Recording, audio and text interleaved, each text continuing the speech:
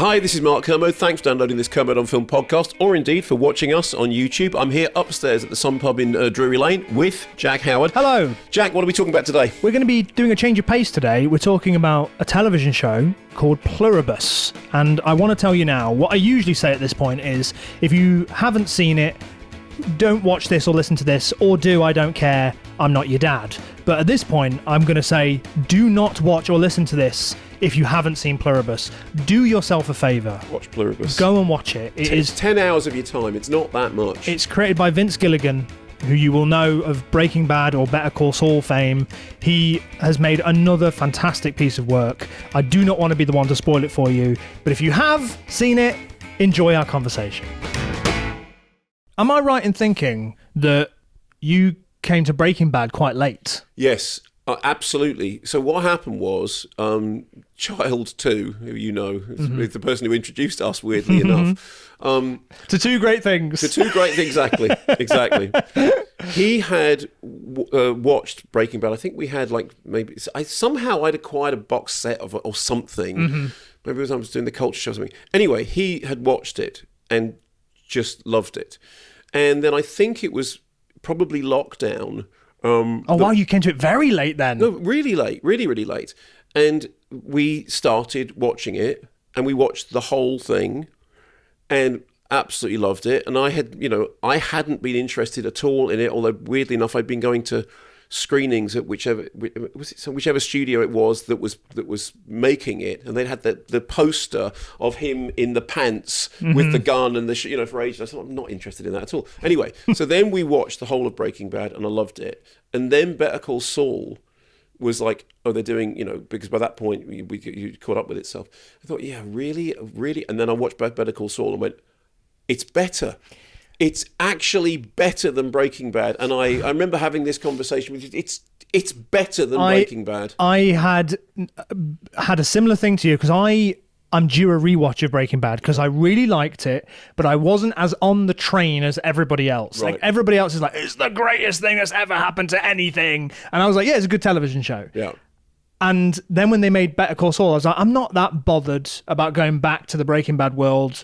I don't particularly remember the Saul Goodman character being that compelling that he could have his own TV show. No, that seemed like a weird thing, didn't it? Yeah, so really? I just left it. And I now have watched Pluribus. And because of Pluribus, I wanted more Vince Gilligan. and more Rhea Seehorn. So I put on Better Call Saul, and I have to agree. At the moment, I think it is a perfect show. I think it's fabulous. A few episodes away from finishing it. I'm in the middle of season 6. So is he Saul yet, or is he still Jimmy? He's Saul. Yeah. He's become Saul Goodman, and Saul Goodman. I had to explain that to my girlfriend. Oh, really? Like, before the show started, I'd started saying Saul Goodman. It's Saul Goodman, and she was like, "Oh!" I was like, "I can't believe you didn't know that. I can't believe you didn't know that." Anyway, but because of Pluribus, I've watched now Better Call Saul, and what's interesting about it is Rhea Seehorn.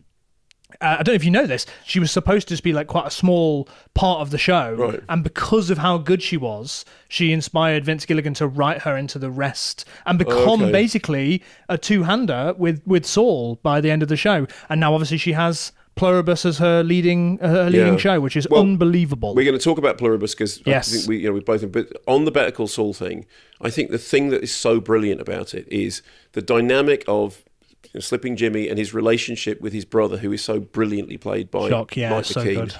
And there's proper empathy and heartbreak in that relationship. Mm-hmm. And because of the way that Saul Goodman is in Better Call Saul, when he's just this kind of, fast and loose lawyer and blah, blah, blah, blah, blah. What Better Call Saul does is, firstly, it actually does give you the base of how that character got there. All the stuff about him and his brother is heartbreaking. All the stuff about him and Rhea Seehorn, because it keeps jumping to, beyond Breaking Bad, and he's making the, he's the black and white sequences. And you think, how are they going to? How is this all going to tie up? Because that by the time, that's the question I have. Okay, at the moment, fine. What's interesting about it is, at the moment, I'm like, it has to be tragedy. Like, and I so don't want it, and it's one of those shows. Can I just say, the final episode is absolutely chef's kiss. Yeah. It's I think it's the top rated episode on IMDb. Oh, is it? Okay. Because I was like looking to see what episodes are left that are in the top 10 top rated. Right. And it's like 4 of the episodes that I've got left are in the top 10 rated on IMDb. For me, they just do it brilliantly. The whole thing weirdly has become this like love story in a way that I didn't expect. That she's almost like the anti-version of Walter White's wife. What's her name? Oh yeah. God, people are going to kill me. Yeah. You know what I mean? But she's the one who like keeps egging him on and keeps joining in, and it's become this weird love story of them both kind of indulging and helping each other out. So I'm like, oh God, it's going to be a tragedy because she's not going to be in Breaking Bad. So why is she not in Breaking Bad? Okay, so that's it, right? Yeah, it's that. So anyway, but for me, so far, the best episode of Better Call Saul has been the courtroom drama between him and Chuck, where maybe you get this because you watch film and television all the time. A lot of the time, I feel like I'm observing it and I'm going, yeah, this is a good story. I'm into this. I love the way it's directed. I feel like I'm in safe hands. With that episode, it was like the everything blurred away and I was just in it. And at one point I had to I noticed how fast my heart was beating when I was watching it because it was so brilliantly written, so fantastically performed. Oh, just as you just said, chef's kiss. And also the betrayal. There is the kind of the Shakespearean betrayal, the brother, the thing, and the fact that his brother says, "You were always slipping, Jimmy. That's what you." He can't be part of the firm. He can't, despite the fact that he's because he's always going to be that character. And the fact that you feel like he's pushed him. You've pushed him into that. You could have embraced him, and maybe it would have been different if you'd embraced him. But because you've pushed him further away, he's going to become more of that now. Yeah. And then and so it makes sense of how he is by the time you get to Breaking Bad, and I think that's just genius. The episode in which they do the con on the guy when they're in the restaurant, she says, "Let's go back and just do one more." Yes. I love that because it's like she's got she's got the taste for it. But then you find out that when she was a kid, that she stole something and then her mum encouraged her for it, and it's like, oh, it's always been laced there. That's what I mean. Like Vince Gilligan, man, and his team. Because what I love about him as a filmmaker is that he's always in his interviews. Firstly, just this quite wholesome southern guy. He's just like, yeah, I'll make Breaking Bad. He's just like, yeah, me and my team, we make Breaking Bad.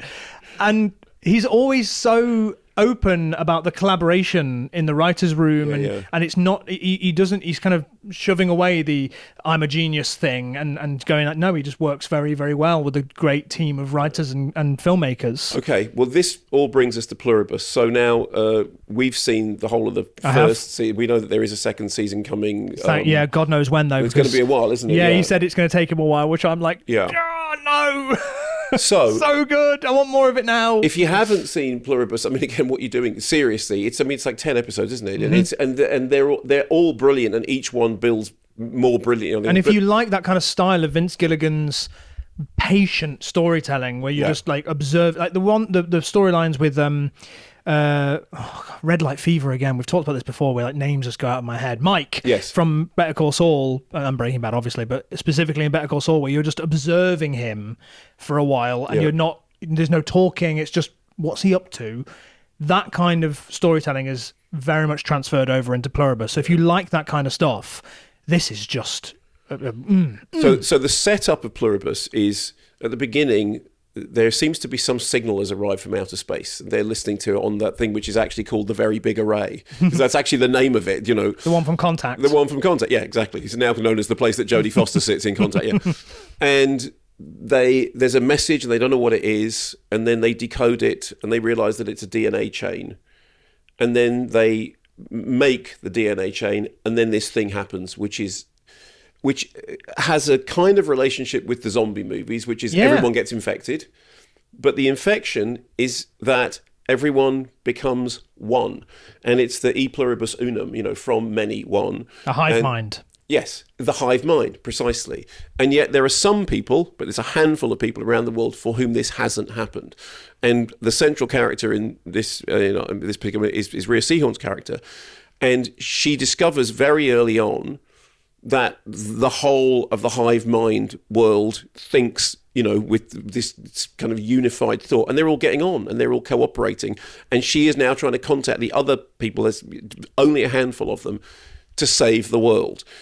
But the point from is happiness. to save the world from happiness, and it's not an invaders from outer space because they're not alien invaders, although the thing has arrived from outer space. Even the way it's transferred is not like a zombie with a bite, but with a kiss. Yeah, that's right, exactly. It's just a contact thing, and what's genius about it is that very quickly you go, what? So what? So okay, so the thing is, they're all like they can't the infected, if you want to call them that, they can't lie. The others. They can't lie. They don't do harm. They won't kill animals. They won't even pick fruit. Mm-hmm. They turn off the lights to save power. They all work together and cooperate, and it's horrifying. Horrifying harmony. Horrifying harmony. And over the course of the 10 episodes, she goes through this sort of series of different states of mind, hating them, and then at one point she's isolated and missing them, and an awful lot of it is literally this one character dealing with the fact that she's the only person who isn't part of the hive mind, and she has to save the rest of the world from this hive mind thing, and it's just brilliantly done. It is. It's because it doesn't give you a position. It just goes, yeah, there you go. It also, there's been a lot of debate about, well, what is it about though? And some people are very much looking at it as a parable for AI. Okay. Some people are looking at it as a parable for the pandemic. Right. And I think all of the above and none of the above. I think it's just this like fantastic concept that has allowed people to project our own like fears and our own kind of like anxieties onto it in this brilliant way that TV and film can. Yeah. I mean, I think the thing that's remarkable is just how philosophical it is. Mm-hmm. When I was a kid, Star Trek was on, right? And you'd watch Star Trek, and Star Trek would always have some kind of moral conundrum. I mean, G. Roddenberry was always dealing with, prejudice and all that sort of stuff. And you talk about it in the playground the next day. Oh, what do you think about that? In the case of Pluribus, the conversation is, why is it horrifying? Why is it horrifying that they've all become one and they're all working together? And of the other people that she meets, the other people who aren't infected, who are variously around the world, they're horrible.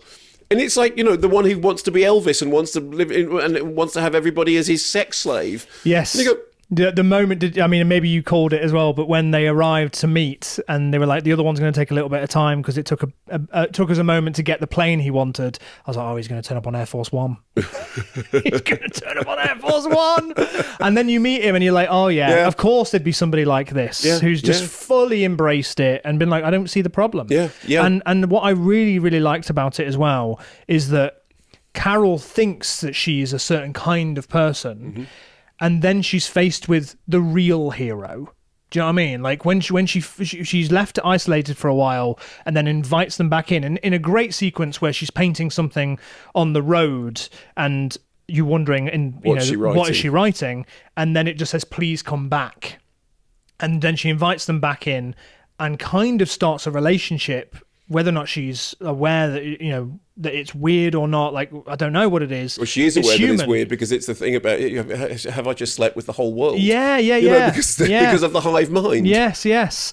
And then she meets, what is the character's name? The man who travels all the way to see her. I'm never any good at characters' names. Neither am I. No, but him, yes. Yeah, but everyone who's listening knows who I'm talking about. He travels lengths to get to her and refuses to even interact with the hive mind, doesn't even really know what it is, but knows that something is wrong. That great moment where his car breaks down and then his mother arrives and says, please let us help you. We love you. And he says, you're not my mother is a bitch. Which is great. And then when Carol is faced with like that, this is what I mean about Vince Gilligan's writing. He's created a character in Carol who believes that I'm the only one who wants to save the world. Why am I the only one who wants to save the world? Yeah. And then she indulges in ways like she's treating them like Amazon. Like, I need this done. Yep. And because the thing is that what they've said is we want We want you to be happy, Carol. We want whatever you want, anything So we we can do, fix you. so we can fix you. That's right. And there's a kind of ticking clock, which is that she because they can't lie. They do have to tell her that they are working on a solution to why she hasn't become part of the hive mind, and they are going to get there. And she says, "Well, how long is it going to take?" And he says, "Well, it's happening quite fast." And they can't lie. So whenever she asks for anything, so at one point, she asks for a hand grenade. But the thing that happens at the very, very end of the very last episode, which is the hand grenade on steroids thing, Well, it's set up, isn't it? In that episode, she's like, "Would you give me an atom bomb?" And they're like, "Do you want an atom bomb?" And she's like, "It would be okay to say no to this." And then at the end, yes, she asks for an atom bomb, and that is how the show finishes on season 1. And the thing that's genius about it is that when the thing happens with the grenade, she says, "Why would you give me a live grenade? Well, you asked for it." And she didn't. She said, "Yes, it would be okay to say no. It would be the right thing to say no." And there is a kind of, because of the way in which they think, them, which is us, of course, e pluribus unum, they are all one. Because of the way they think, and they've got this kind of, "Hello, Carol, sorry, Carol, we can't interact with you." And that whole kind of, the answer phone voice thing. And that is like threatening and Stepford Wivesy and all the rest of it.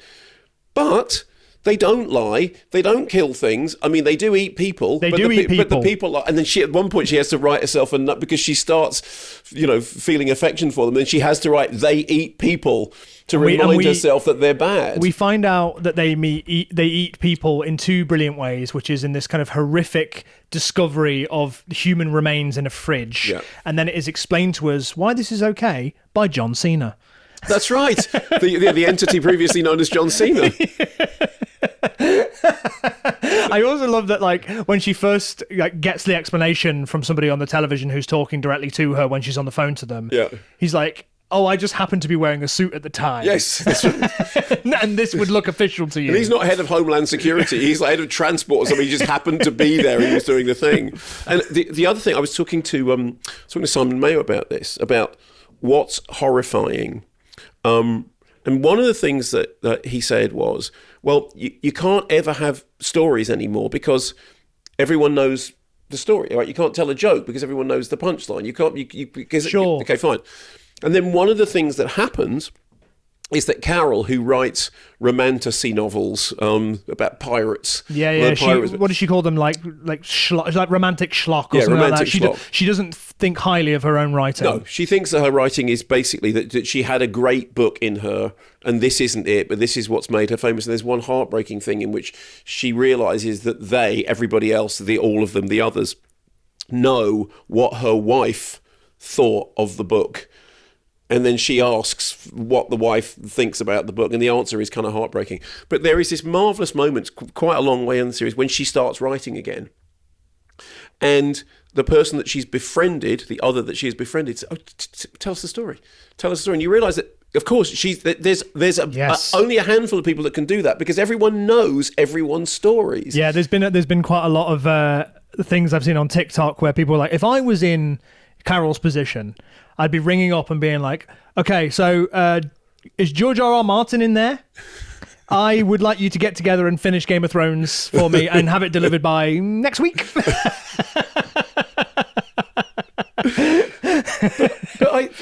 There's a thing in it when she steals a picture, which isn't she does. Yeah, she steals a painting. She steals a painting, right? And the painting speaks to her, and she takes it, and then the person that she's befriended says, "Oh, I see you got the painting." She says, "Oh, I was going to take it back. I'm just keeping it safely." She says, "Oh yeah, no, that's very sensible. That's very sensible because you wouldn't want like just wild animals walking into the museum." But there is this lovely sort of question about how are they seeing art? Mm-hmm. And the fact that Carol is antisocial, she doesn't like people, she's grumpy, she's in a bad mood the whole time, and she is she's suddenly the only person. There's a kind of Omega Man thing going on. But the things that make her human are the things that she likes, the art that she drinks. She's constantly drinking, mm-hmm. and they're having to source all this stuff for her. And it's just genius. I mean, how to have even come up with that idea about, okay, everyone has become one sort of good hive mind, and our central character is an antisocial ratbag who, well, what's interesting about that is for a hand grenade. Yeah, but what's interesting about that as well is that the combination of all those different kind of elements to create this concept has given people enough information to kind of go, well, is it about AI? Is it about the pandemic? And one particular reading that I think has really stuck with me that tells you a lot. This is like anything, like however you read something tells you about you, not about the thing. It's a fairly depressed person being told by everyone else, why aren't you happy? Yes. And like, why can't you just be happy like us? Yeah. And why wouldn't you want to be? And how strange everyone else feels to you when you're in that kind of state. Yeah. And that you seem like, no, I'm not the alien. You guys are weird. Like, I'm not the weirdo. Like, I'm seeing things for the way they are in reality, when actually it's more about how Carol is seeing the world. And at one point, she, towards the end of the show, chooses to indulge in the happiness, and you hear her say, like, I'm just happy. And then we discover through the conversation that all of this has been a manipulation of her, to try and get her on side to become like them, which also leads me to the beginning of, I think, maybe the penultimate or maybe the final episode with the girl who's in the ritual and in that kind of culture which has a lot of routine and just the moment that she joins them, and as she's being held back and it's taking over her, the singing stops. And they just put down everything they were doing, the show they were performing. Yes, that's right. The whole thing has been a performance. And they all leave, including the goat, which is also interesting as well, because they say that if a pet, because there's a dog earlier, which is also, again, maybe I'm reading too much into this sort of stuff, but it's a black and white dog that we see earlier, and then the goat is also black and white, kind of creating a link between these kind of things of pets, but in different cultures. And then they say that, I thought you didn't keep pets, and they're like, well, if an animal, it needs to be looked after. That's right. Yes, but they leave the goat behind.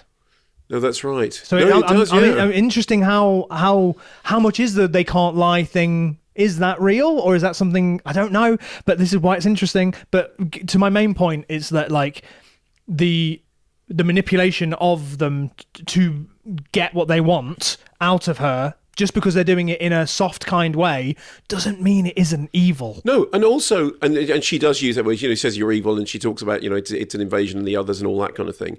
But there is this, I think there is something really horrifying and lonely about it, which is, on the one hand, there's the guy who's just, you know, flying around on Air Force One, getting everyone to be his sex slaves, being Elvis and all that kind of stuff. Which you think is... He does a James Bond scene. It made me laugh so much. I know, it was funny, wasn't it? The opening of him, and then the bit when they... He tells the person off for saying... Well, yeah, that's right, yeah. But that whole thing about being lonely and her finally saying, please come back, I think that is... I mean, I hadn't thought about it being about AI. I hadn't thought about it being about the pandemic. I had thought about it being about loneliness, depression, isolation, and that feeling that you're the only person in the world that feels like this. And then when she discovers that she's not, that there are other people, and she immediately thinks, oh, kinship. And then she discovers that the other people aren't like her either. Not what she wants to be. And I think that there is a really interesting conundrum at the center of it, which is that we are in the position of that central character. And I have to say, I think Rhea Seehorn is absolutely brilliant, because a lot of the series is really her interacting with almost nothing, because the thing is that the others are just doing this very kind of deadpan thing. Yep. And even that's even hard as well. And I think props to especially the actress who plays the person that she starts to have the relationship with, who you then also discover is they're all part of trying to nudge Carol towards, come on, you know, drink the Kool-Aid. But to perform, like, Rhea Seehorn absolutely carries the show. She's unbelievable. But to perform everyone and not make it... I mean, that's also... I mean, everything across the board, I think, is like a 10 out of 10 with this show. There's also this wonderful thing that she discovers, that if she confronts them in a certain way, people die. In their thousands. And she does the thing about how many people died, so the whole thing about, you know, she is the harbinger of doom. Like she has to rein it in, because whether it's the grenade or the atom bomb or the whatever it is, she's a destructive force. Yep. And the suggestion at the end of the series, because what the others, the human race as it now is, have realised that they need to do is to pass the signal on. Yes, and that's interesting as well. It brings me back to I wish I could remember his name, but the guy who travels all the journey to meet Carol, who is actually the embodiment of what she wishes or what she thinks that she is. Yes. She's being faced with that. Because he will not interact with them. He won't have anything to do with them. And he resents the fact that they save his life at one point. He is the one who will save the world. He's the one who's like, I'm here to save the world. That whole journey of like, my name is this, I'm here to save, I would like to save the world.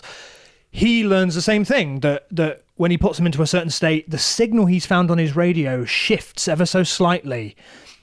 And it's a little bit like what we were talking about with the 28 days, weeks, months, years franchise, that is there still humanity underneath this virus that's got you? Can I find you beneath all of this? And we are told, now forgive me if I'm misremembering, we are told at one point that there is a reversal, but the thing is, it's suggested that there is something that could be done. That she basically doesn't deny it. Yes, like before she goes into another one of her moments where people end up dying. Yes, so it's suggested, but it's never been fully said. Yes, this is reversible. No, but we do know that there is a flaw in the perfection of it. That it can be undone. Although it can only be undone if there are still people who aren't infected, and the number of people who aren't infected is going down, very, very rapidly. And many of the people who aren't infected, which is only a handful anyway, don't care. Yeah, they're just getting on with. There's a really lovely moment when you're sort of realising the ramifications of everybody knows everything, and she swears in front of a child, and she gets told off, and he goes...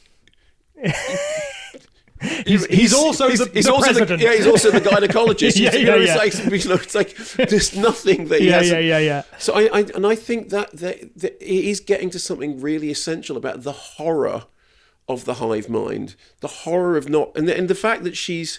And I hadn't really realised this.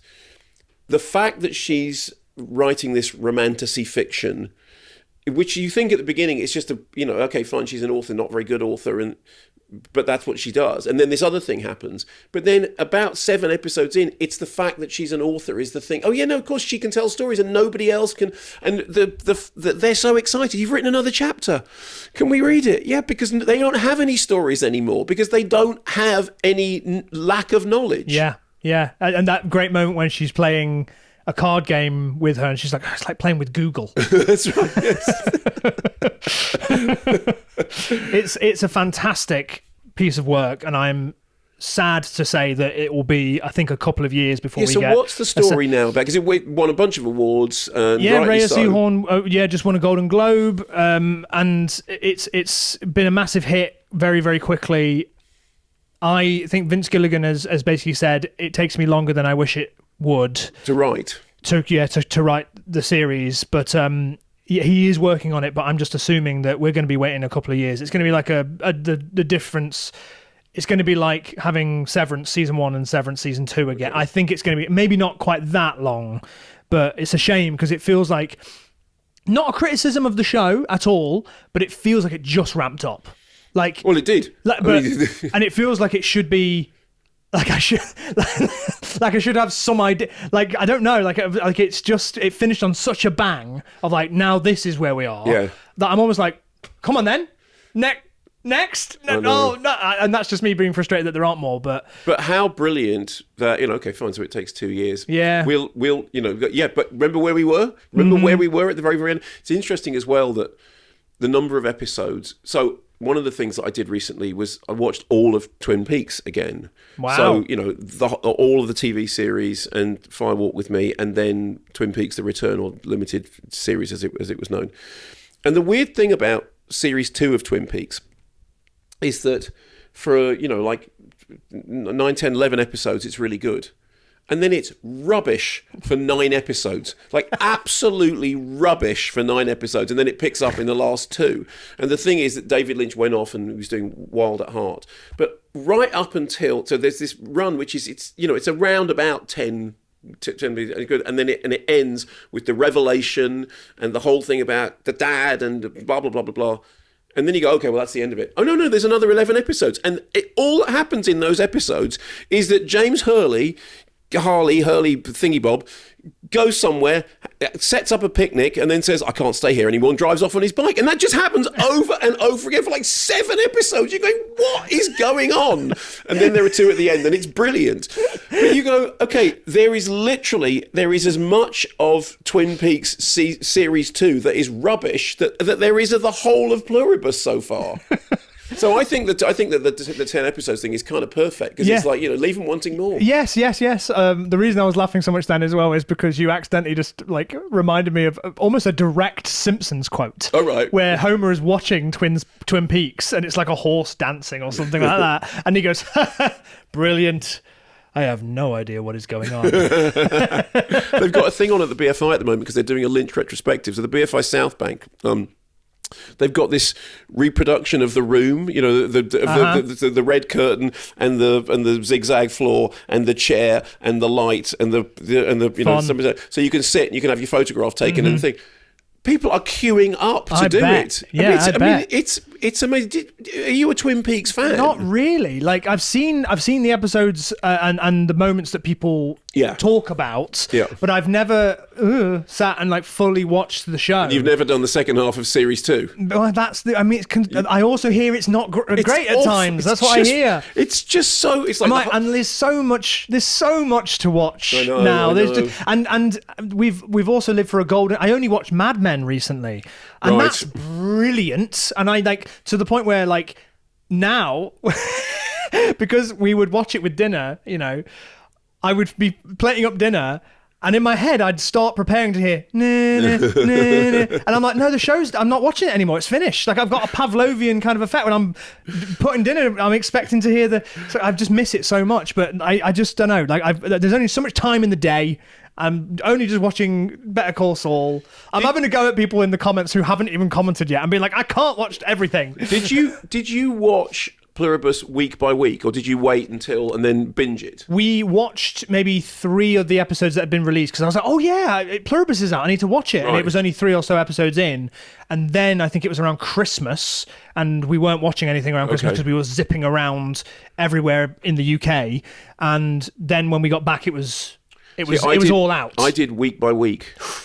And it was kind of sublime because you sort of forget now that you just expect you can just binge everything. Yes, and I think there is something about like being left with what's each episode making you think about, and then rather than be talking about it. You go, Pluribus! There's a new Pluribus. Yeah, and it was. And I honestly, as somebody who I was so cynical about television, way back, and I think we are living in an extraordinary time.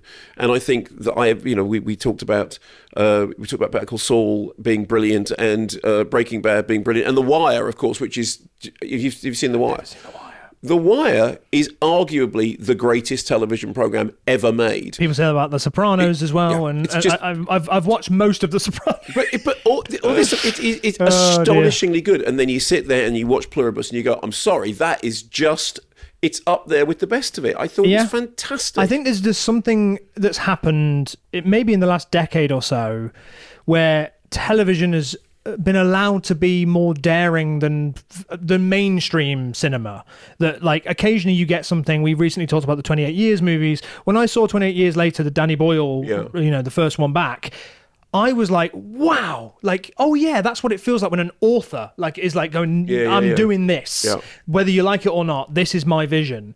And I feel like that's very rare in cinema at the moment. But maybe it's because of the thing that everyone always says is that in television, the writer rules. Yes, the showrunner is the person. But I think sometimes that is true. Like, for example, I think Succession is the greatest TV show ever made, and Jesse Armstrong. And it's brilliant. And it's because of the writing and the characters and the way it's shot, and obviously that adds to the show. But it's not particularly experimental or playful. But there are other television shows where I feel like the filmmaking is allowed to be a little bit more daring because they know that they're just like. But seriously, Twin Peaks. When Twin Peaks is at its height, you could just go. This is just, you got away with this? Yes, obviously everything in context. Like, I just mean, like, obviously David Lynch is a singular human being, and that doesn't mean that like every TV show around that time was like that. It was just like he did that. But now I feel like it's like multiple shows you could point out where it's like, man, they just like, I think about like in 2019 or whenever the first season of Euphoria came out, before it all went nuts and whatever. I remember being like, oh my God, they're just doing an entire episode where they're just doing like a PI investigative, like she's a detective and they're like shooting it like it's a detective show all of a sudden. And I'm like, this is cool that you're just like allowing yourself, or the way that like Donald Glover made Atlanta and how wildly different each episode of that could be in a very Twin Peaks way, I imagine. Like, there's another thing which is kind of interesting is, so because the age I am, I loved science fiction when I was a kid, and the science fiction series I watched, I said Star Trek was being rerun in the early 70s, and it was on television every week. And UFO, the Jerry Anderson series, which I loved Jerry Anderson. This was live action, and it was just the most brilliant thing. And there were 2 episodes of UFO which aired on late night television, not in kids, because they were both so dark and dealing with things that were like, they were like, okay, fine, well, we just. And this was, people would talk about them in the play. Do you know there's 2 episodes of UFO that we've never seen because they've shown it like 10 o'clock? Is this true? Anyway, I checked it. It turns out it is true. The thing that's really lovely at the moment is adult science fiction. Mm-hmm. Science fiction for grown-ups is back, and it's like being a kid but like grown up. Yes. And Pluribus is like my UFO. It's like I love this. This is great. Yes, I know exactly what you mean. It's like I just have like a scratch for that kind of stuff where it's like I mean my film the second time around, I think it kind of exemplifies the kind of thing I think about those kind of concepts, which is that if you use something in that kind of high concept impossible world to explore something that is deeply human, I think it can feel more truthful than if you didn't include it in a sort of sci-fi high concept world. There's something about the human experience which is so weird and indescribable at times that you have to use something impossible to express it. I agree. And I think that is, science fiction. I mean, all science fiction is allegorical anyway. It's all stuff about the future is now and the aliens are us and everything. But the reason that science fiction is brilliant, I mean, Kurt Vonnegut, I don't know whether you're a Kurt Vonnegut fan, but Kurt Vonnegut, who had a great love of science fiction, but he said the problem with science fiction is the ideas are great and the writing tends to be terrible. So he had this character called Kilgore Trout, who was a science fiction novelist, and in Kurt Vonnegut's books, he'd go, Kilgore Trout once wrote a story in which, and then he would just tell the story just like in a page. And this was his way of doing, here's the story, this is the interesting idea, this is the setup thing. And actually, Douglas Adams took a lot of inspiration from that. But I love the idea that Vonnegut, who is like one of the most acclaimed writers of the past century, was obsessed with the idea that science fiction is a genre of ideas, and yes, the writing may be bad, and Kilgore Trout's stories would always turn up in pornographic magazines because they just needed something between the pornographic photographs, and so there is something about it's trash, but the ideas are brilliant, and the way he got around it was Kilgore Trout once wrote a story in which, and then he'll just do like a 2-paragraph synopsis of the story. You go, that's brilliant, and then the story would carry on again. I love science fiction. I love it because I love the ideas. I grew up on Doctor Who. Yeah, and this is it. Like, I like it when the ideas are taken seriously, though, because I mean that's why I'm such a big fan of what Denis Villeneuve does. And obviously Dune is more like space fantasy, like it inspired Star Wars, so it's a bit more in that kind of world.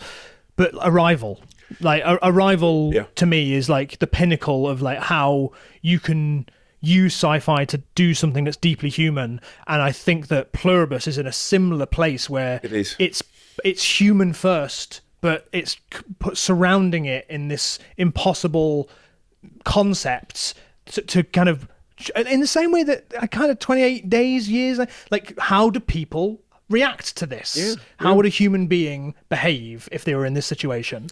We need to bring this to an end, but I just want to ask you one thing on a slightly petty level. What did you say the name of the film was? The name of the film that Denis Villeneuve directed? Dune? June? Did I say June? No, you said Dune. It's Dune. You are from the United Kingdom. Yes, okay. What's with this Dune thing? Was it in the Lynch version of it? That's at the beginning when there's the thing and it goes in blah blah and the House Atreides and the spice and the biddly diddly bong, and then known to the locals as Dune. And you go, no, it's not. Did it make you happy when Skarsgård in the first one said, my Arrakis, my Dune? And that's what I should keep in my head at all times, because I do instinctively just say Dune like an idiot. Yeah. It's like, I might as well just the Americanisms. Like, yeah, you need to get that out of your system. Start calling it trash. Exactly, particularly now, we need to stop doing that. I'm so sorry. Right. Can you ever forgive me? No. Well, there we go. Thanks very much for listening to, or indeed watching, this Kermode on Film podcast. If you liked it, hit the... What do you do, Jack? You know, by now you know. Every time. Go on. Hit the like button. Hit the like button. You smash it. Smash it. Break it into little pieces. Yes. Put it back together and smash it again. Yes. If you want to hear me and Simon Mayo talking about films, you get Kermode and Mayo's Take wherever you get your podcasts. And if you would like us to discuss anything else from the TV world, let us know. Do let us know, because we also do watch that. And I promise... To the two people that care, we will get around to doing our Eyes Wide Shut rewatch soon, because we talked about that a few months ago and we've yet to do it. Eyes wide shut, eyes wide shut. We'll see if that holds up. We'll see if you still think that when you rewatch it.